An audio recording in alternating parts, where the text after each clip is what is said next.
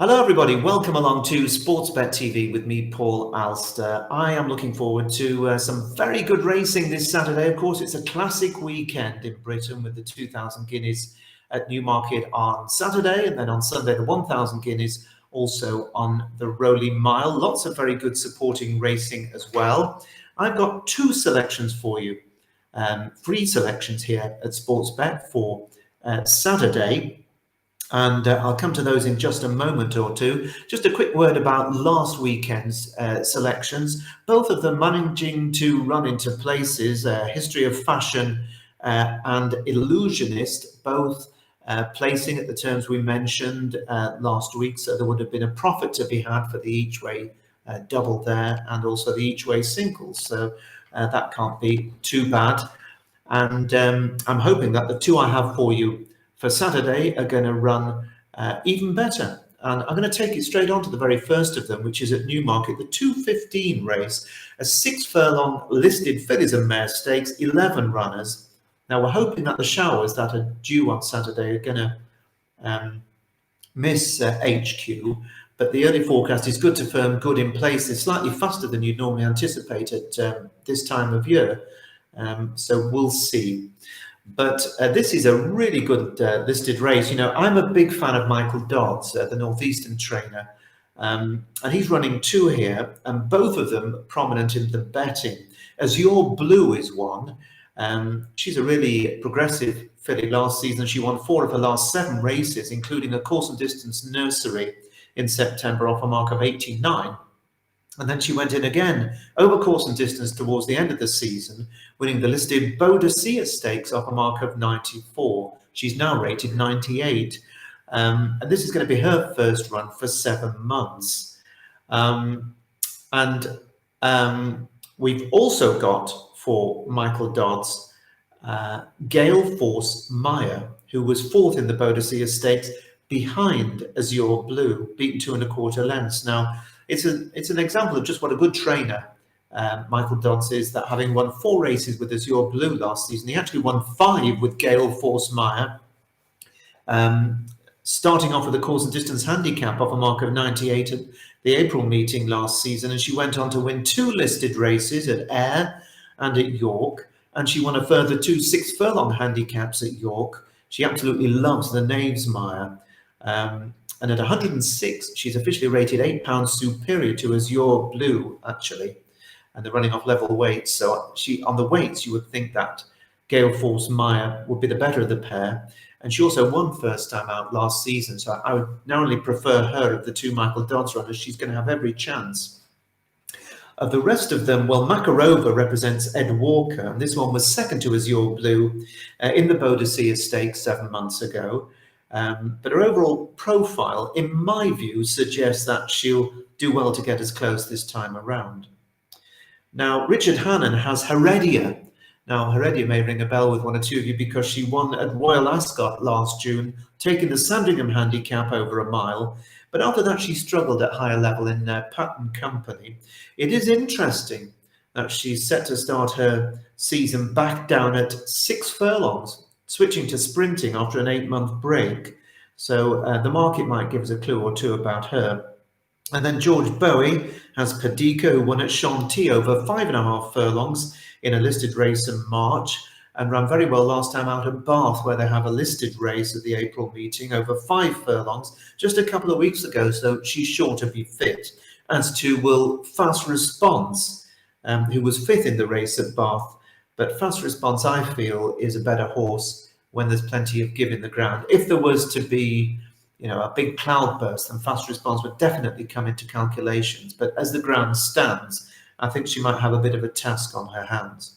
Now, my selection here is the horse travelling over from Ireland for this contest.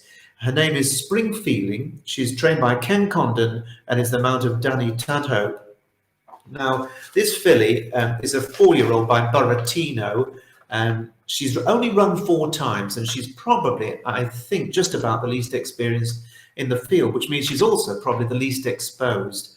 She finished 3rd at Naas over a mile in a maiden on her debut, a good effort last year, and then she was 2nd at the Curragh after that in a mile maiden before winning at Tipperary at the third time of asking over 7.5 furlongs in maiden company. That was in August.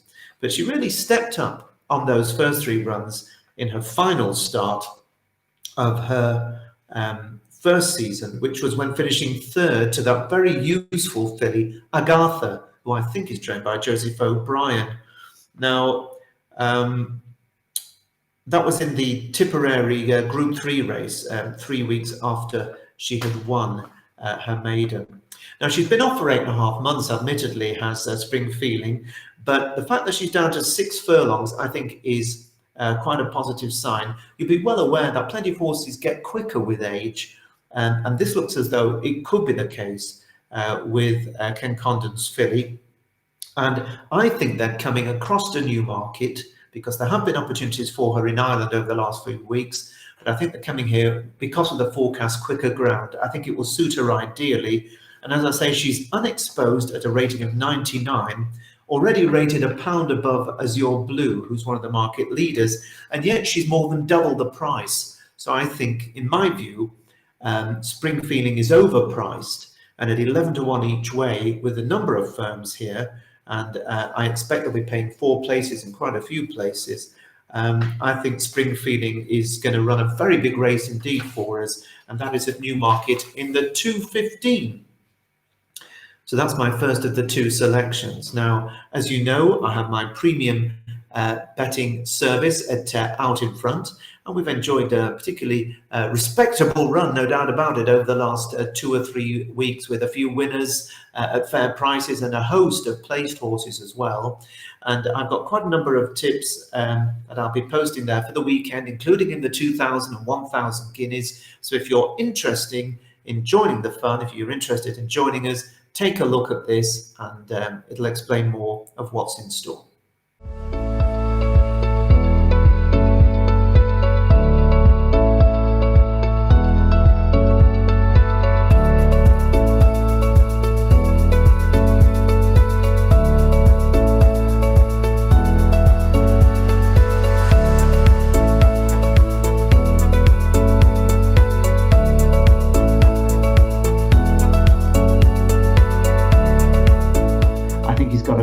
Chance. I thought so when he was a 20 to 1 shot. He's now 28 to 1. Favor is the one I think could really come up that hill, and wouldn't it be wonderful if he did run well at those very big odds?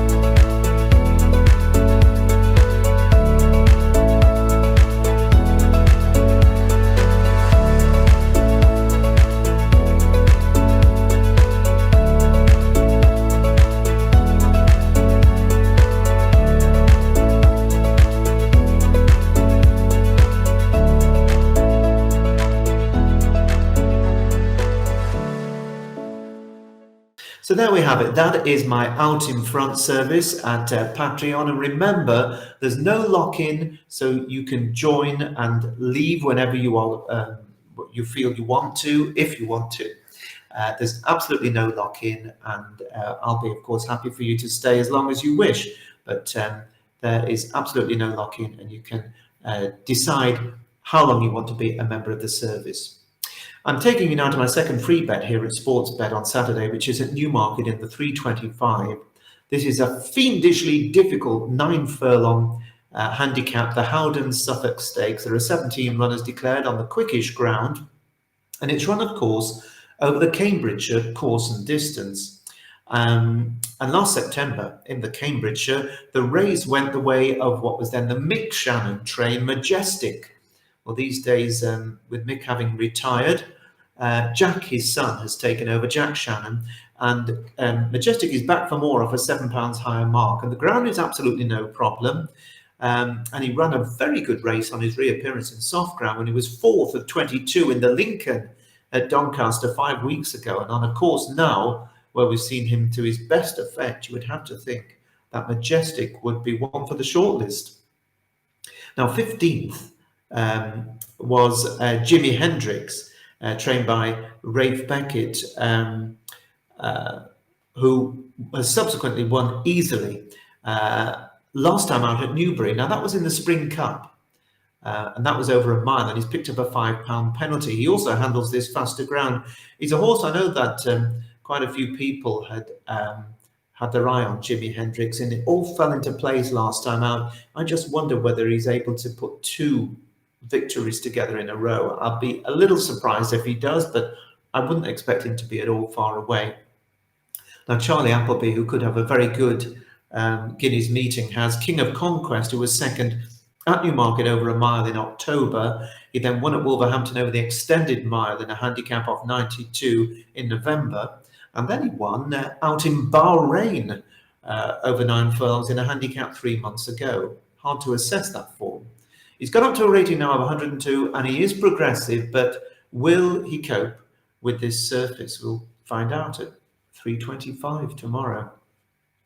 Empire State of Mind, trained by John Quinn, has been second in 4 of his last 5 handicap races. And on the only time he wasn't second, he finished 7th of 22 in the Lincoln, which was a very good run. All in all, he's gone up £12 since his last win, which was at Thirsk in July of last year. But he's very, very consistent, and he'll be on the premises, while Harry Eustace's team are absolutely flying. He's doing great since he took over from his dad, James Eustace. And he's got a horse called Turntable, who is 4 from 6 here and absolutely loves the track. He was formerly trained by another now retired trainer. There's definitely been a changing of the guard of late. That was Chris Wall. And Turntable was actually second in this very race last year, but that was off a £12 lower mark. But Kaya Fraser, who's ridden him to a couple of victories last term, claimed £7, and she also rode into victory over course and distance. So although he's gone up in the weights, he's got a jockey on board who's able to claim £7 back. Now, the class act of the race is really the Jesse Harrington, ex-Jesse Harrington trained Cadillac, who joined George Bowie after winning a 9-furlong listed race at Leopardstown last summer, then went on to be second in the Wolverton Stakes at Royal Ascot and ended the term finishing 4th in the Group 3 Darley Stakes for George Bowie at the October meeting. Got top weight here and is rated 107, but is definitely a horse who is, very talented. Now, it wouldn't have escaped your attention, I don't think, that this weekend is Coronation Weekend, and King Charles is going to be rather busy down in London on Saturday. But doubtless, in my view, his trainers will have had in mind a coronation present for the Monarch, and will have been trying to win a race for him over this coronation weekend.